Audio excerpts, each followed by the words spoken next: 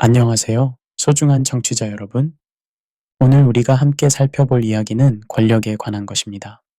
더 정확히 말하자면, 인간이 쥐고 있는 권력이 실제로는 무엇인지, 그리고 그 권력이 왜 영원하지 않은지에 대한 깊은 질문입니다. 우리는 매일 뉴스를 통해 권력자들의 모습을 봅니다. 대통령이 연설하고 기업 총수가 결정을 내리고 법관이 판결을 선고합니다. 그들의 한마디, 한 번의 결정이 수많은 사람들의 삶을 좌우합니다. 그들은 마치 자신들의 권력이 영원할 것처럼 흔들림 없이 견고할 것처럼 행동합니다. 하지만 역사를 조금만 돌아보면 놀라운 사실을 발견하게 됩니다. 권력은 항상 일시적이었습니다. 로마 황제들의 위엄은 어디로 갔습니까? 프랑스 루이 14세의 지미, 곧 국가다라는 선언은 무슨 의미가 되었습니까? 20세기 독재자들의 철권 통치는 결국 어떻게 끝났습니까? 우리가 오늘 탐구할 질문은 바로 이것입니다. 왜 하나님은 인간에게 권세를 주시되 잠시만 허락하시는 것일까요? 이 질문 뒤에는 하나님의 주권, 인간의 책임, 역사의 의미, 그리고 궁극적으로는 우리 각자의 삶의 방향성이 숨어 있습니다. 제1장 권력의 본질을 묻다. 먼저 우리는 권력이 무엇인지 명확히 이해할 필요가 있습니다. 독일의 사회학자 막스 베버는 권력을 저항에도 불구하고 자신의 의지를 관철시킬 수 있는 능력이라고 정의했습니다. 매우 직설적인 정의입니다.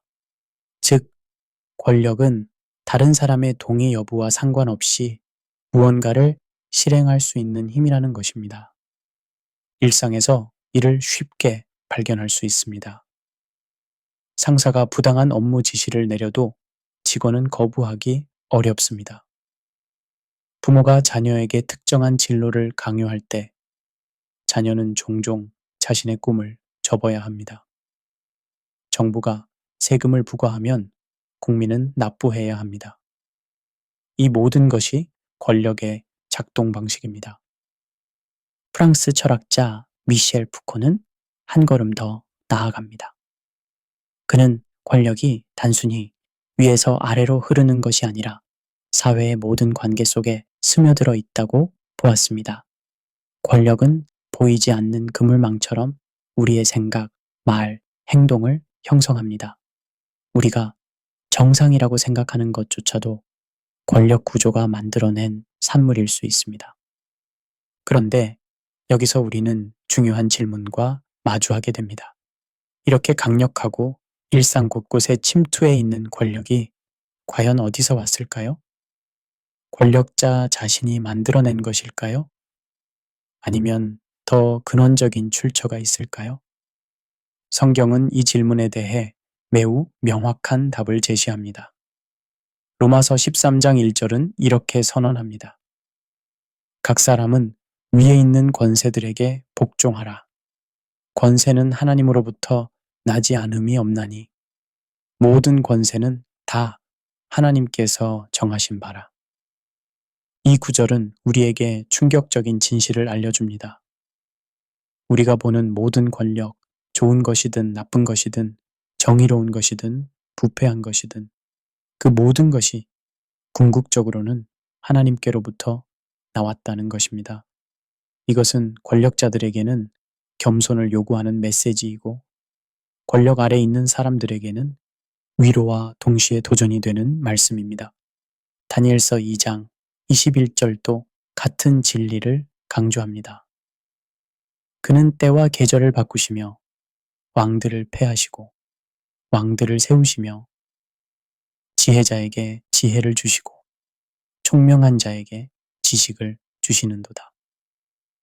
여기서 우리는 하나님이 단순히 권력을 허락하시는 것이 아니라 적극적으로 왕들을 세우시고 패하신다는 것을 알 수 있습니다. 가장 극적인 예는 예수님이 빌라도 앞에 서셨을 때입니다. 로마 총독 빌라도는 예수님에게 말합니다. 내가 너를 놓을 권한도 있고 십자가에 못 박을 권한도 있는 줄 알지 못하느냐. 권력자의 전형적인 자만입니다. 그러나 예수님의 대답은 권력의 본질을 완전히 뒤집어 놓습니다. 요한복음 19장 11절. 예수께서 대답하시되 위에서 주지 아니하셨더라면 너는 나를 해할 권한이 없었으리니. 위에서 주지 않았더라면. 이 짧은 문구 안에 권력의 모든 비밀이 담겨 있습니다.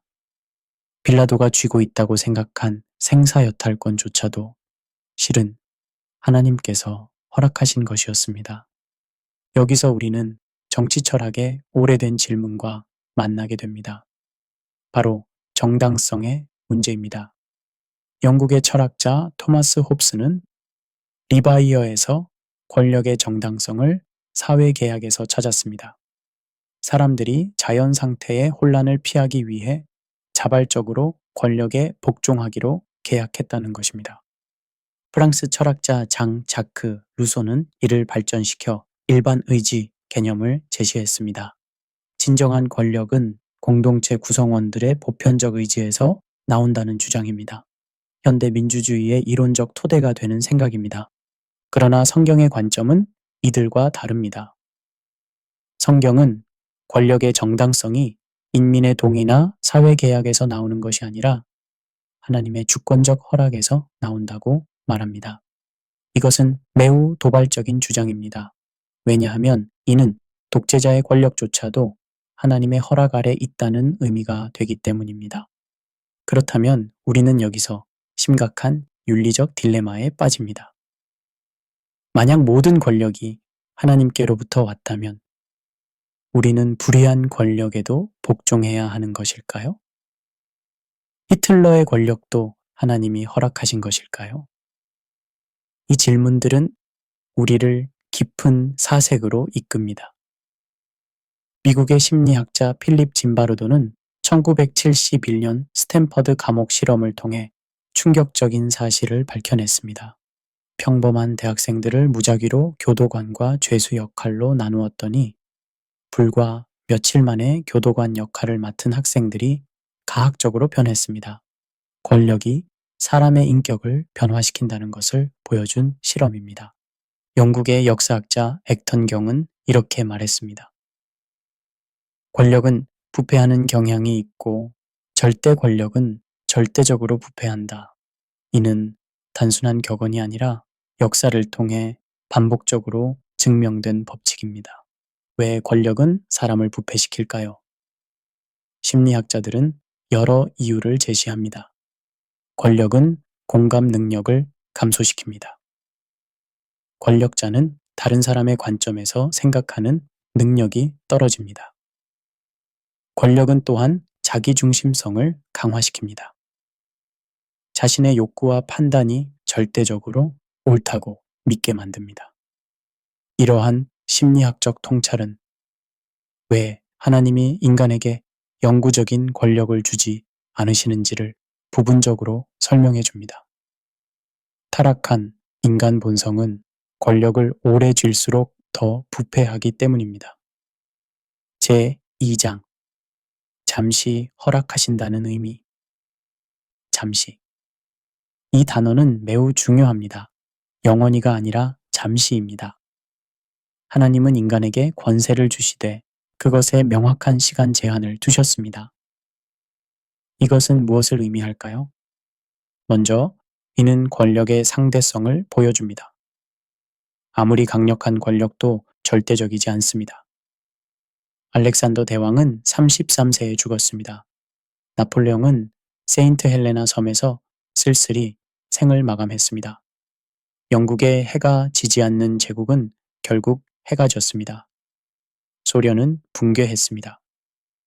독일의 신학자 디트리히 본회퍼는 나치 정권 아래서 이렇게 썼습니다. 궁극적인 것과 궁극 이전의 것을 구분해야 합니다. 인간의 권력은 궁극 이전의 것입니다. 잠시 존재하는 것입니다. 오직 하나님의 통치만이 궁극적인 것입니다.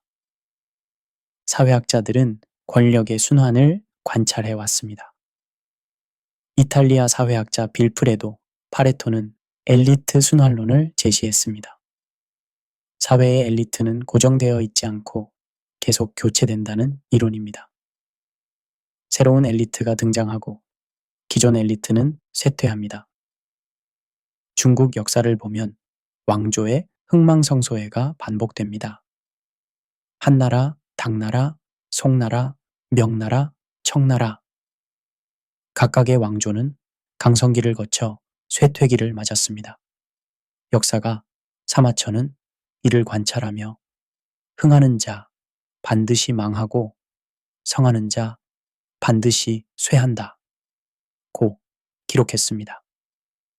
서양에서도 마찬가지입니다. 로마 제국의 멸망, 중세 봉건제의 몰락, 식민 제국의 해체, 권력 구조는 끊임없이 변화해 왔습니다.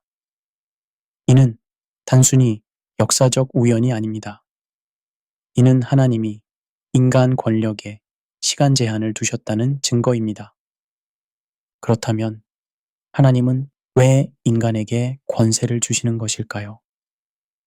잠시만 허락하실 것이라면 아예 주지 않으시는 것이 나을 수도 있지 않을까요? 첫째, 질서 유지를 위해서입니다. 로마서 13장은 계속해서 말합니다.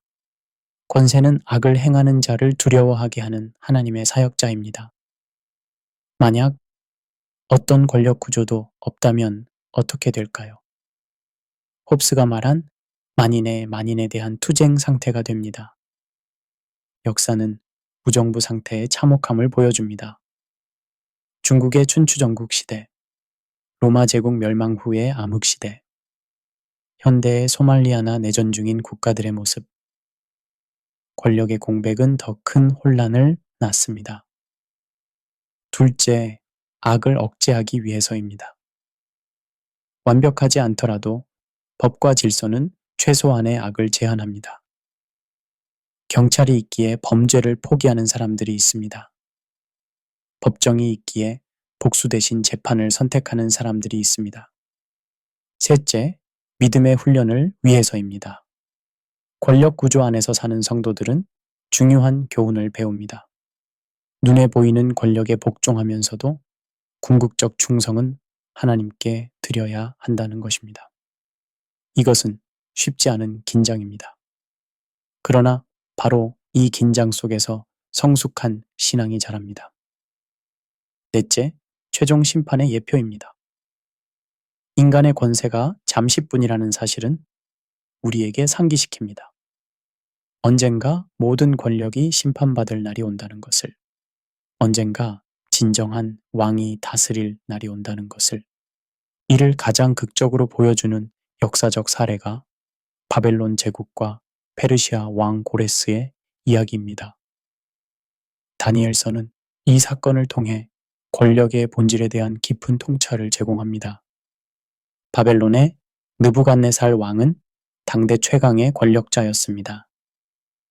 그는 예루살렘을 정복하고 성전을 파괴했으며 유다 백성을 포로로 끌고 갔습니다.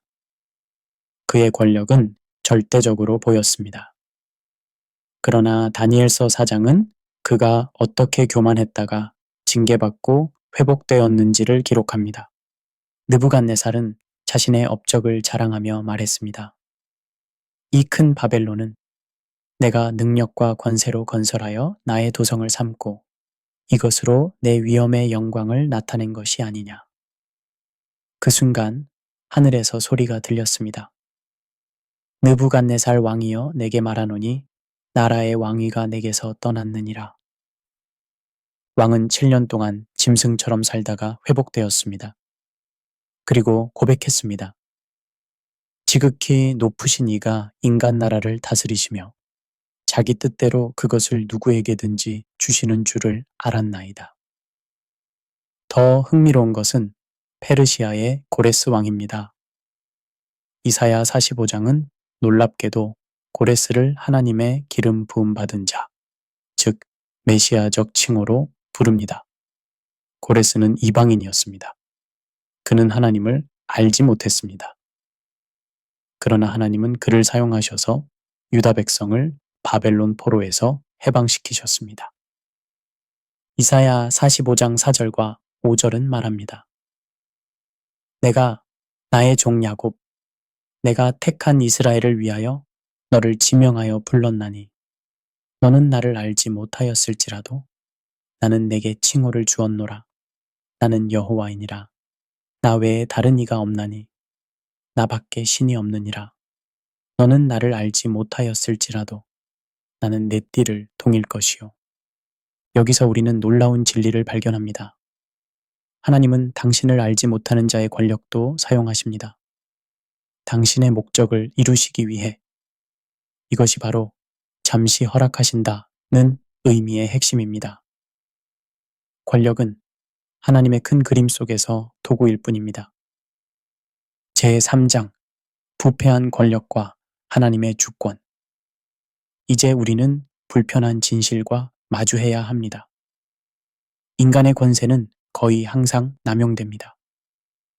역사를 돌아보면 정의롭고 선한 권력자보다 부패하고 폭력적인 권력자가 훨씬 많습니다. 로마 황제 네로는 기독교인들을 박해했습니다. 그는 그들을 십자가에 못 박고 사자밥으로 던지고 산채로 불태워 정원에 횃불로 삼았습니다. 중세의 십자군은 예루살렘을 정복하며 무슬림과 유대인을 무차별 학살했습니다. 근대의 식민 제국들은 아프리카와 아시아를 착취했습니다. 20세기의 전체주의 정권들은 수천만 명을 죽였습니다. 현대에도 마찬가지입니다. 부패한 정치인들이 국민의 세금을 횡령합니다. 재벌들이 불법을 저지르고도 솜방망이 처벌을 받습니다. 권력기관이 국민을 감시하고 통제합니다. 언론이 진실을 왜곡합니다. 정직하게 말해서 이런 현실을 보면 절망하고 싶어집니다.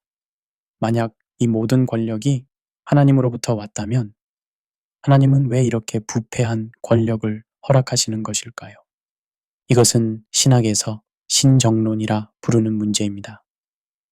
전능하고 선하신 하나님이 계신다면 왜 악이 존재하는가? 특히 권력의 악은 더 큰 문제를 야기합니다. 왜냐하면 권력의 악은 개인적 악보다 훨씬 광범위한 피해를 주기 때문입니다.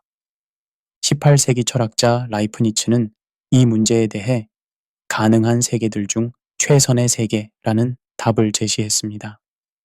하나님은 모든 가능한 세계 중에서 최선의 세계를 창조하셨다는 것입니다. 그러나 볼테르는 리스본 대지진을 보며 이 주장을 신랄하게 비판했습니다. 수만 명이 죽는 이 세계가 최선이라고. 실존주의 철학자 알베르 카미는 한 걸음 더 나아가 신의 부재를 선언했습니다. 부조리한 세계, 부정의한 권력 구조를 보면 신이 없다는 결론에 이를 수밖에 없다는 것입니다. 그러나 성경은 다른 답을 제시합니다. 하나님은 악한 권력조차도 당신의 큰 그림 속에서 사용하신다는 것입니다. 이것은 쉽게 이해되지 않는 진리입니다. 우리의 이성으로는 납득하기 어렵습니다. 그러나 성경은 이를 반복적으로 보여줍니다. 창세기의 요셉 이야기는 이 진리를 가장 아름답게 보여줍니다. 요셉은 형들에게 미움을 받아 노예로 팔렸습니다. 그는 억울하게 감옥에 갇혔습니다. 그의 젊은 시절은 고난의 연속이었습니다. 그러나 시간이 흐른 후 요셉은 이집트의 총리가 되었습니다. 그리고 흉년이 들었을 때 형들을 만나게 됩니다. 형들은 두려워 떨었습니다. 요셉이 복수할 것이라고 생각했습니다. 그러나 요셉은 창세기 50장 20절에서 이렇게 말합니다. 당신들은 나를 해하려 하였으나 하나님은 그것을 선으로 바꾸사 오늘과 같이 많은 백성의 생명을 구원하게 하시려 하셨나니. 여기에 핵심이 있습니다. 형들의 악한 행위, 보디발의 아내의 거짓 고발, 감옥의 고난, 이 모든 것이 사실은 하나님의 큰 계획의 일부였습니다. 하나님은 악을 선으로 바꾸셨습니다. 단순히 악을 허용하신 것이 아니라 적극적으로 선으로 변화시키셨습니다. 이것은 우리에게 중요한 통찰을 줍니다. 하나님이 부패한 권력을 잠시 허락하시는 것은 그 권력 자체가 좋아서가 아닙니다. 그보다 더 큰 선을 이루시기 위해서입니다.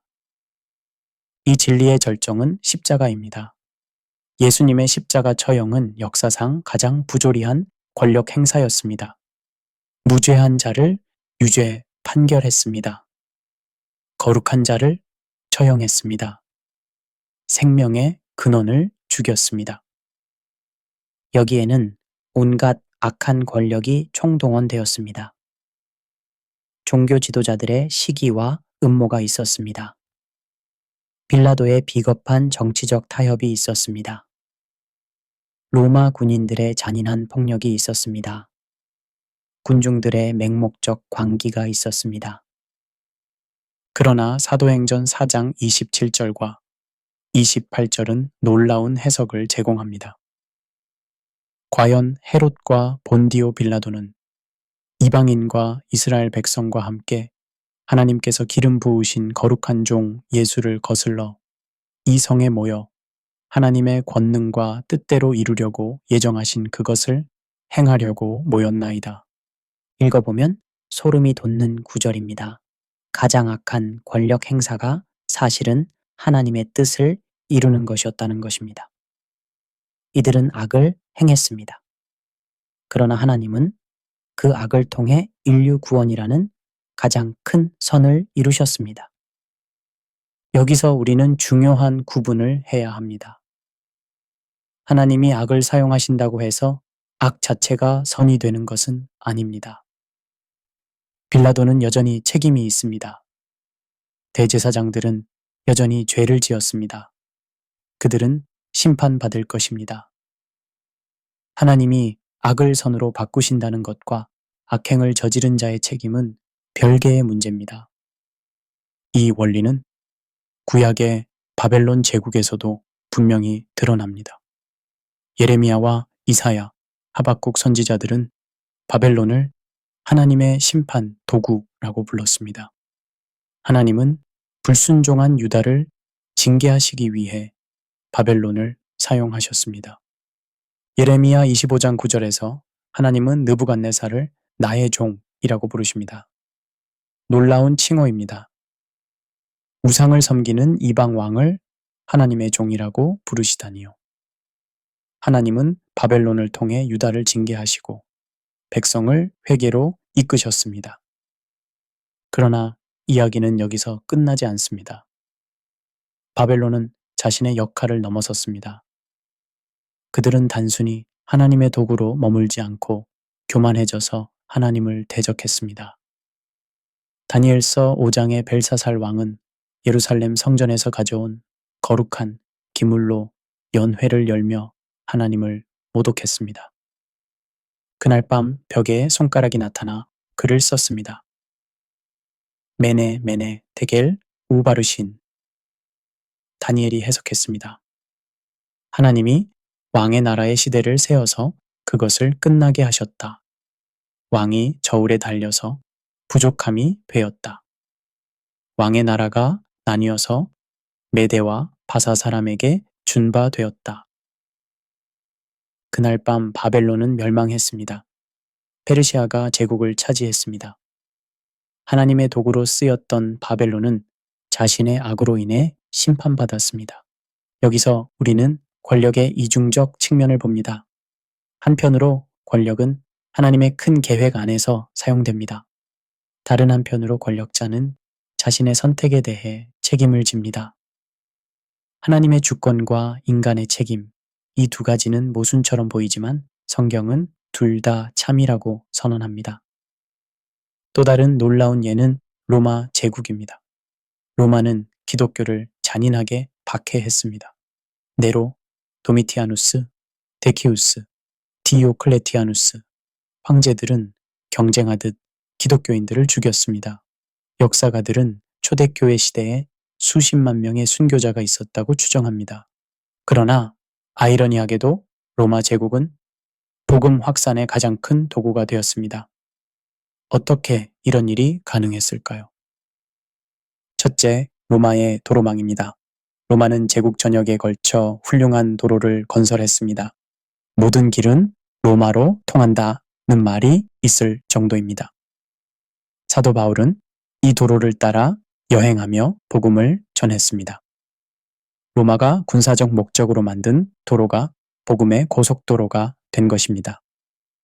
둘째, 팍스 로마나, 즉 로마의 평화입니다. 로마의 강력한 군사력은 제국 전역에 상대적 평화를 가져왔습니다. 이 평화 속에서 사람들이 안전하게 여행할 수 있었고 복음이 퍼져 나갈 수 있었습니다. 셋째, 공통 언어입니다. 로마 제국은 그리스어를 공용어로 사용했습니다.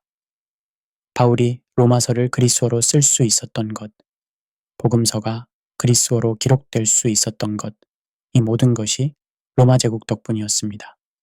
넷째, 역설적이게도 박해 자체가 복음 확산의 도구가 되었습니다.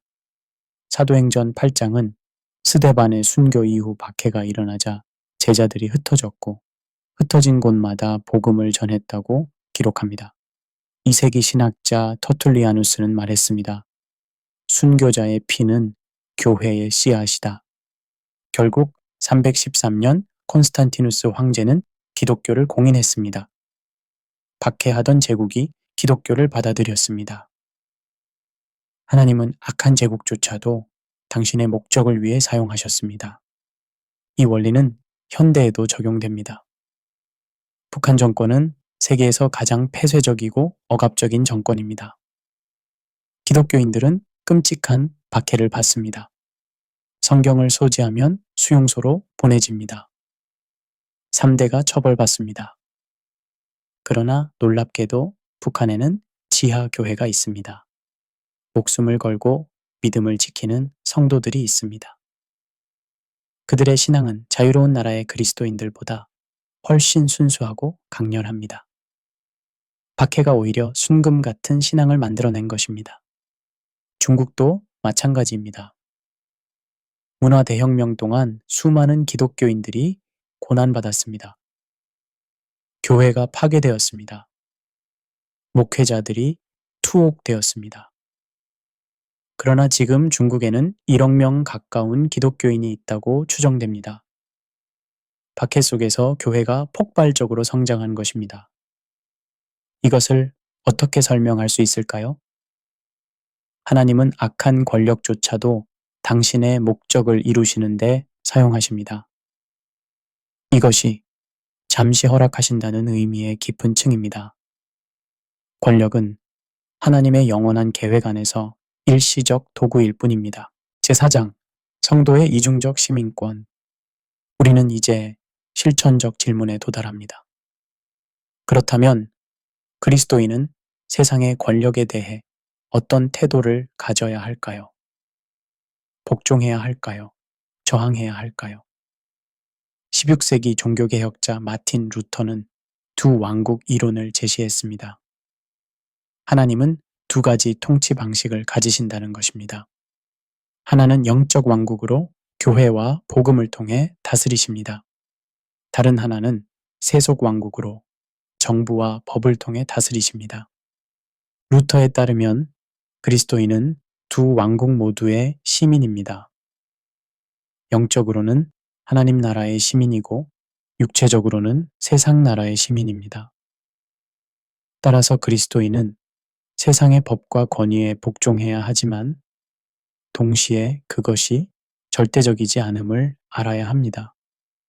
이것은 긴장을 만듭니다. 건강한 긴장입니다. 그리스도인은 완전히 세상을 거부하지도 않고 완전히 세상에 동화되지도 않습니다. 우리는 세상 안에 있지만 세상에 속하지 않았습니다. 로마서 13장은 권세에 복종하라고 명령합니다. 이것은 명확한 원칙입니다. 세금을 내고 법을 지키고 권위를 존중해야 합니다. 이것은 단순히 처벌이 두려워서가 아니라 양심을 따라 해야 하는 일입니다. 그러나 복종에는 한계가 있습니다. 베드로와 사도들은 사도행전 5장 29절에서 선언합니다. 사람보다 하나님께 순종하는 것이 마땅하니라. 이것은 매우 중요한 원칙입니다. 인간의 권세에 대한 복종은 절대적이지 않습니다. 그것이 하나님의 명령과 충돌할 때 우리는 하나님께 순종해야 합니다. 역사는 이런 신앙의 용기를 보여줍니다. 다니엘과 세 친구들은 우상 숭배 명령을 거부했습니다. 초대교회 성도들은 황제 숭배를 거부하고 순교했습니다. 종교개혁자들은 부패한 교회 권력에 저항했습니다. 디트리히 본회퍼는 히틀러 암살 계획에 가담했습니다. 그렇다면 언제 복종하고 언제 저항해야 할까요? 이것은 쉬운 질문이 아닙니다. 각 상황마다 분별이 필요합니다. 나치 독일 시대의 교회는 이 딜레마를 생생하게 보여줍니다. 1933년 히틀러가 집권했을 때 독일 교회는 갈림길에 섰습니다. 한쪽에는 독일 그리스도인 운동이 있었습니다. 그들은 나치 정권에 협력했습니다. 교회를 나치화하려고 했습니다. 심지어 구약 성경을 제거하자고 주장했습니다. 유대적 요소를 없애자는 것이었습니다. 그들은 로마서 13장을 내세우며 히틀러에게 복종하는 것이 성경적이라고 주장했습니다. 다른 쪽에는 고백교회가 있었습니다. 마르틴 니모엘러, 디트리히 본회퍼, 칼 바르트 같은 신학자들이 이끌었습니다. 그들은 1934년 바르멘 선언을 발표했습니다. 예수 그리스도만이 우리의 주님이시다. 국가나 민족이 우리의 주인이 될 수 없다. 고백교회는 나치 정권에 저항했습니다. 그들은 유대인을 숨겨주었습니다. 정권의 악행을 비판했습니다. 많은 이들이 투옥되었습니다. 본회퍼는 처형되었습니다. 누가 옳았을까요? 역사는 명확한 답을 보여줍니다. 독일 그리스도인들은 복음을 배신했습니다. 고백교회는 진정한 신앙을 지켰습니다. 이 사례는 우리에게 중요한 교훈을 줍니다. 로마서 13장의 복종 명령은 절대적이지 않습니다. 권세가 하나님의 뜻에 반할 때 우리는 저항해야 합니다. 그러나 이것은 조심스럽고 신중하게 이루어져야 합니다. 단순한 정치적 불만이나 개인적 이익 때문이 아니라 오직 하나님의 명령 때문에 저항해야 합니다. 제5장 궁극적 권세를 바라보며 이제 우리는 더 큰 그림을 봐야 합니다.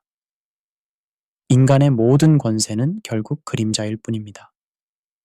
히브리서 10장 1절은 율법이 장차 올 좋은 일의 그림자라고 말합니다. 이 원리는 권력에도 적용됩니다.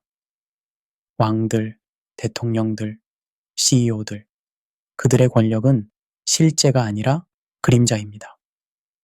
진짜 실제는 하나님의 통치입니다. 인간의 권세는 하나님의 영원한 왕권을 미약하게 반영하는 그림자에 불과합니다. 요한계시록은 인류 역사의 종착점을 보여줍니다. 모든 인간의 권세가 끝나고 진정한 왕이 다스리시는 날이 옵니다. 요한계시록 11장 15절은 선포합니다. 일곱째 천사가 나팔을 불매 하늘에 큰 음성들이 나서 이르되 세상 나라가 우리 주와 그의 그리스도의 나라가 되어 그가 세세토록 왕 노릇 하시리로다. 세상 나라가 그리스도의 나라가 됩니다. 이것이 역사의 목적지입니다. 모든 인간의 권력 투쟁, 모든 제국의 흥망성쇠, 모든 혁명과 반혁명, 이 모든 것은 이 최종 목적지를 향해 나아가고 있습니다. 요한계시록 19장은 백마 탄 자의 환상을 보여줍니다. 그 옷과 그 다리에 이름을 쓴 것이 있으니 만왕의 왕이요 만주의 주라. 모든 왕들의 왕, 모든 주인들의 주인이 오십니다. 그분 앞에서 모든 무릎이 꿇을 것입니다. 이것은 단순한 종교적 환상이 아닙니다. 이것은 역사의 실제입니다. 인간의 눈으로는 보이지 않지만 믿음의 눈으로 보는 미래의 실제입니다. 시편 2편은 이 진리를 극적으로 표현합니다. 어찌하여 이방 나라들이 분노하며 민족들이 헛된 일을 꾸미는가? 세상의 군왕들이 나서며 관원들이 서로 꾀하여 여호와와 그의 기름 부음 받은 자를 대적하며 권력자들이 하나님을 대적합니다. 그들은 하나님의 통치를 거부합니다. 자신들의 권력이 절대적이라고 주장합니다. 그러나 하나님의 반응은 무엇입니까? 하늘에 계신 이가 웃으시며 주께서 그들을 비웃으시리로다. 하나님이 웃으십니다. 인간 권력자들의 교만이 우스꽝스럽기 때문입니다. 그들은 자신이 강하다고 생각하지만 하나님 앞에서는 한낱 먼지에 불과합니다. 그리고 하나님은 선언하십니다. 내가 나의 왕을 내 거룩한 산 시온에 세웠다. 하나님은 당신의 왕을 세우십니다. 인간이 아무리 저항해도 하나님의 계획은 이루어집니다. 시편은 권력자들에게 경고합니다.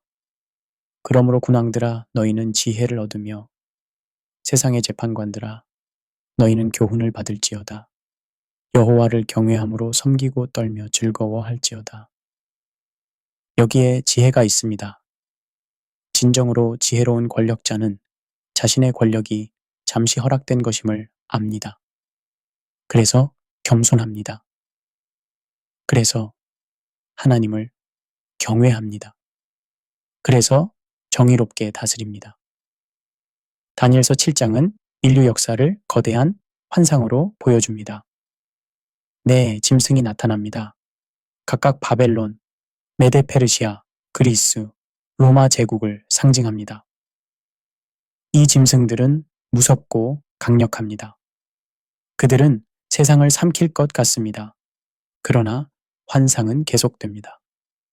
내가 밤 환상 중에 보니 인자 같은 이가 하늘 구름을 타고 와서 옛적부터 항상 계신 이에게 나아가 그 앞으로 인도되매 그에게 권세와 영광과 나라를 주고 모든 백성과 나라들과 다른 언어를 말하는 모든 자들이 그를 섬기게 하였으니 그의 권세는 소멸되지 아니하는 영원한 권세요.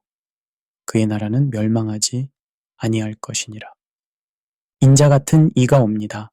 그분은 영원한 권세를 받습니다. 그분의 나라는 멸망하지 않습니다. 모든 제국은 흥하고 망합니다. 그러나 그분의 나라는 영원합니다. 예수님은 자신을 인자라고 부르셨습니다. 다니엘의 환상을 이루시는 분이 바로 예수님이십니다. 그분은 겉보기에는 약해 보였습니다. 십자가에서 죽으신 것처럼 보였습니다. 그러나 부활하셨습니다. 승천하셨습니다. 그리고 다시 오실 것입니다. 이 진리는 우리에게 깊은 위로를 줍니다. 세상이 혼란스럽습니다. 불의한 권력자들이 득세하는 것처럼 보입니다. 선한 사람들이 고난받습니다. 진리가 땅에 떨어진 것 같습니다. 그러나 우리는 압니다. 이것은 잠시뿐입니다. 모든 인간의 권세는 그림자입니다. 진짜는 오고 있습니다. 진정한 왕이 다스리실 날이 다가오고 있습니다. 이 소망이 우리를 지탱합니다. 로마서 8장 18절 생각하건대 현재의 고난은 장차 우리에게 나타날 영광과 비교할 수 없도다. 지금의 불의는 일시적입니다. 장차 올 정의는 영원합니다. 요한계시록 21장은 새 하늘과 새 땅을 약속합니다. 그곳에는 눈물이 없습니다. 고통이 없습니다. 죽음이 없습니다. 불의가 없습니다. 완전한 정의가 다스립니다. 완전한 사랑이 통치합니다. 그날까지 우리는 기다립니다. 인내하며 기다립니다. 그러나 수동적으로 기다리지 않습니다. 우리는 이미 임한 하나님 나라의 백성으로 살아갑니다. 우리는 작은 방식으로나마 하나님의 통치를 이 땅에 드러냅니다. 제6장 영원한 통치를 기다리며 신학자들은 이미 그러나 아직이라는 표현을 사용합니다. 하나님의 나라는 이미 왔지만 아직 완전히 오지 않았습니다. 예수님은 이미 승리하셨지만 최종 승리는 아직 나타나지 않았습니다. 이 긴장 속에서 우리는 살아갑니다. 우리는 이미 하나님 나라의 백성입니다. 우리는 이미 왕의 통치 아래 있습니다. 그러나 우리는 여전히 이 땅에 살고 있습니다. 우리는 여전히 불완전한 권력 구조 아래에 있습니다. 이것은 좌절감을 줄 수 있습니다. 우리는 온전한 정의를 갈망하지만 부분적인 정의만 봅니다. 우리는 완전한 평화를 원하지만 분쟁과 갈등이 계속됩니다. 우리는 하나님의 온전한 통치를 기대하지만 여전히 인간의 불완전한 통치 아래 있습니다. 그러나 바로 이 긴장이 우리를 겸손하게 만듭니다. 우리는 이 땅에서 천국을 건설할 수 없습니다. 어떤 정치 체제도 어떤 사회 혁명도 완전한 정의를 가져올 수 없습니다. 오직 하나님만이 그것을 이루실 수 있습니다. 동시에 이 긴장은 우리를 행동하게 만듭니다. 우리는 수동적으로 기다리지 않습니다. 우리는 적극적으로 하나님 나라의 가치를 이 땅에 구현하려 노력합니다. 완벽하지 않더라도 조금이라도 더 정의롭고 평화로운 세상을 만들기 위해 일합니다. 그리스도인의 희망은 근본적으로 종말론적입니다. 우리는 역사가 어디로 향하는지 압니다. 우리는 최종 목적지를 압니다. 이것이 우리에게 힘을 줍니다. 모든 피조물이 신음하며 기다립니다. 해방의 날을 기다립니다. 우리도 함께 신음하며 기다립니다. 그러나 이것은 절망의 신음이 아닙니다. 이것은 상고의 신음입니다. 새로운 생명이 탄생하기 직전의 신음입니다. 고린도전서 15장은 부활의 소망을 선포합니다. 마지막 나팔에 순식간에 홀연히 다 변화되리니 나팔 소리가 남아의 죽은 자들이 썩지 아니할 것으로 다시 살아나고 우리도 변화되리라. 죽음조차 패배할 것입니다. 모든 것이 새로워질 것입니다. 이 희망은 현실 도피가 아닙니다. 오히려 이 희망이 우리를 현실에 더 깊이 참여하게 만듭니다. 우리는 미래가 확실하기에 현재를 담대하게 살 수 있습니다. 우리는 최종 승리를 알기에 작은 패배에 좌절하지 않습니다. 우리가 처음 제시했던 핵심 구절로 돌아가 봅시다. 시편 22편 28절 나라는 여호와의 것이요 여호와는 모든 나라의 주제심이로다.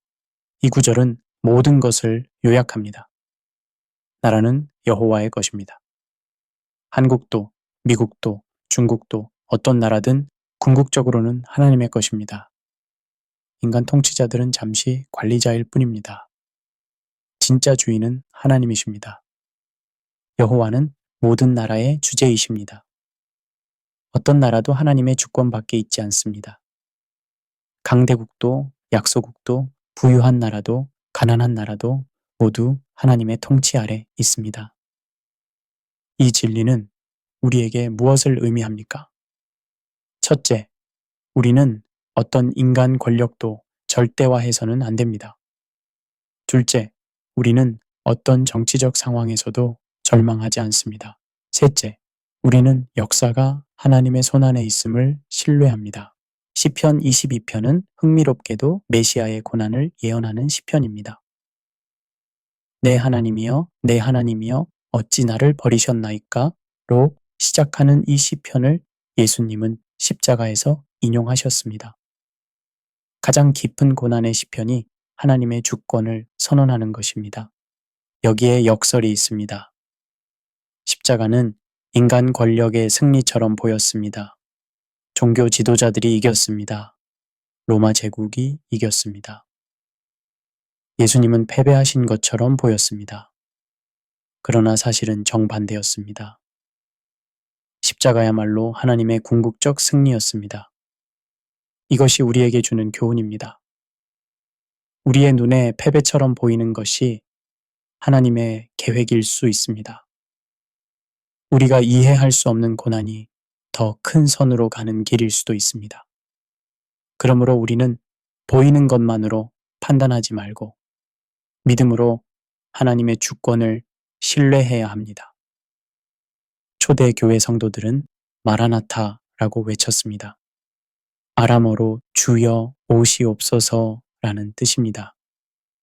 요한계시록은 이 외침으로 끝납니다. 아멘, 주 예수여 오시옵소서. 이것은 단순한 종말론적 열광이 아닙니다. 이것은 깊은 신학적 고백입니다. 우리는 인간의 통치로는 충분하지 않다고 고백하는 것입니다. 우리는 진정한 왕이 필요합니다. 우리는 완전한 정의가 필요합니다. 우리는 예수님이 다시 오셔야 한다고 고백하는 것입니다. 이 외침은 현실에 대한 불만족을 표현합니다. 우리는 이 세상이 하나님이 의도하신 모습이 아님을 압니다. 우리는 변화를 원합니다. 우리는 구원을 갈망합니다. 동시에 이 외침은 확신을 표현합니다. 우리는 예수님이 반드시 오실 것을 믿습니다. 우리는 역사가 무의미하게 반복되지 않고 목적지를 향해 나아가고 있음을 믿습니다.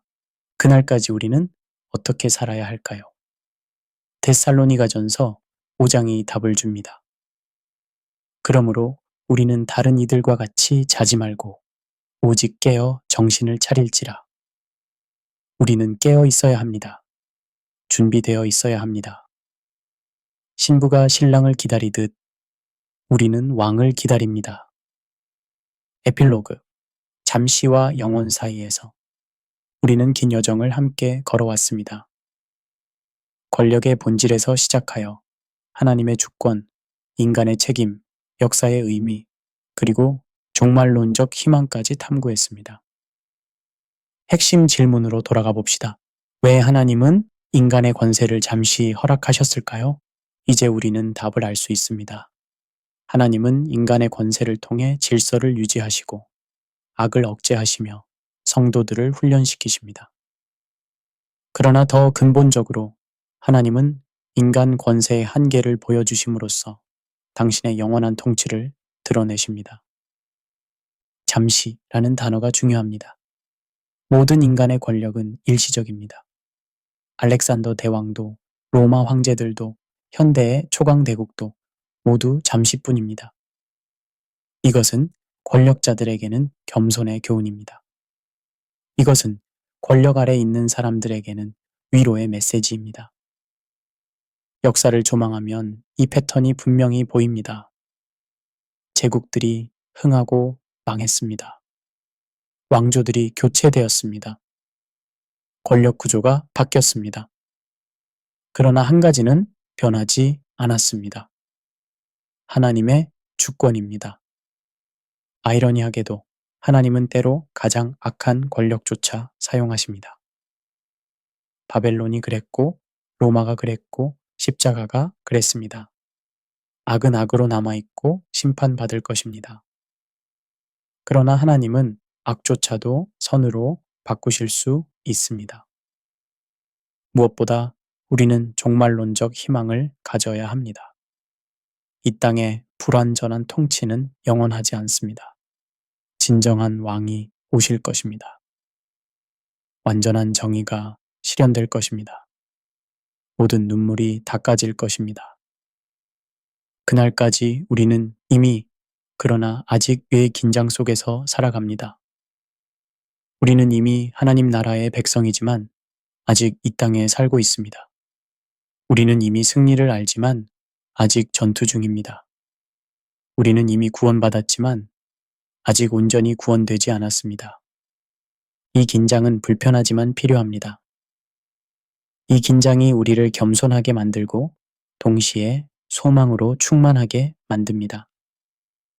이 긴장이 우리를 수동적 체념으로부터도 교만한 혁명주의로부터도 지켜줍니다. 잠시와 영원 사이에서 우리는 순례자로 살아갑니다. 우리는 이 땅에 뿌리를 내리되 하늘을 바라봅니다. 우리는 현실에 참여하되 궁극적 희망을 놓지 않습니다. 오늘날 우리가 사는 세상을 돌아봅시다. 강대국들이 패권을 다투고 있습니다. 정치인들이 권력을 위해 경쟁합니다.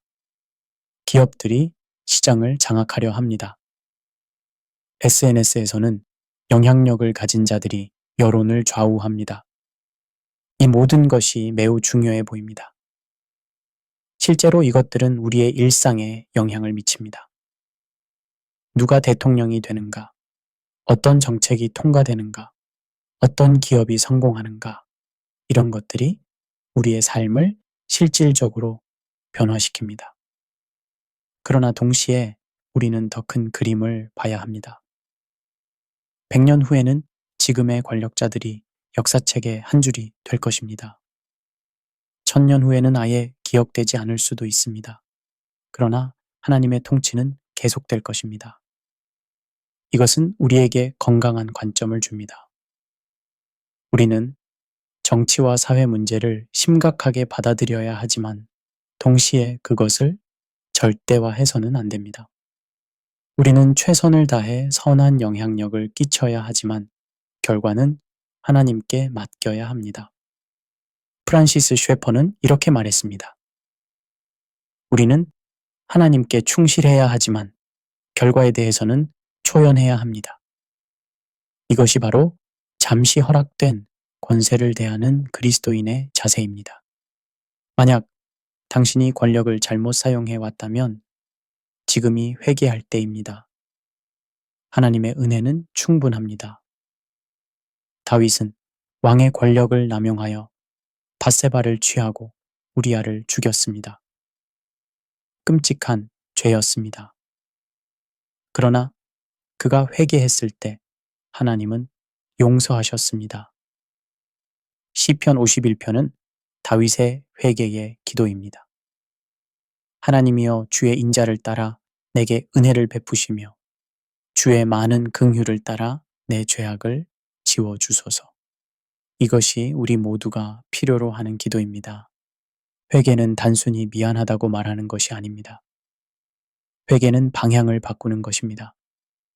권력을 자기 이익을 위해 사용하던 것에서 하나님의 영광과 이웃의 선을 위해 사용하는 것으로 바꾸는 것입니다. 이것은 하루아침에 이루어지지 않습니다. 이것은 평생의 여정입니다. 우리는 계속해서 자신을 점검하고 성령님의 인도를 구하고 말씀으로 교정받아야 합니다. 결국 이 모든 것은 소망으로 귀결됩니다. 우리는 단순히 현실을 분석하고 비판하는데 그치지 않습니다. 우리는 소망을 실천합니다. 소망을 실천한다는 것은 무엇입니까? 그것은 아직 보이지 않는 미래를 현재에 구현하려는 노력입니다. 우리는 하나님 나라의 정의, 평화, 사랑이 궁극적으로 승리할 것을 믿습니다. 그리고 그 미래를 앞당기기 위해 지금 행동합니다. 로마서 12장 21절은 말합니다. 악에게 지지 말고 선으로 악을 이기라. 이것이 소망의 실천입니다. 우리는 악의 논리에 따라 악으로 맞서지 않습니다. 우리는 선의 논리로, 사랑의 논리로, 하나님 나라의 논리로 대응합니다. 이것은 순진함이 아닙니다. 이것은 깊은 신앙의 표현입니다. 우리는 악이 궁극적 힘이 아님을 믿기 때문에 악의 방식을 따르지 않습니다. 우리는 선이 궁극적으로 승리할 것을 믿기 때문에 지금 선을 실천합니다. 이제 이 긴 여정의 끝에 도달했습니다. 우리는 권력의 본질부터 종말론적 소망까지, 신학적 논의부터 실천적 적용까지 함께 탐구했습니다. 핵심 메시지는 간단합니다. 모든 인간의 권세는 하나님께서 잠시 허락하신 것입니다. 그것은 그림자이며 진짜 실자에는 하나님의 영원한 통치입니다. 우리는 이 진리를 믿고 이 진리에 따라 살아가야 합니다. 이 진리가 당신의 마음에 깊이 새겨지기를 바랍니다. 이 진리가 당신의 선택을 인도하기를 바랍니다. 이 진리가 당신의 소망이 되기를 바랍니다. 감사합니다.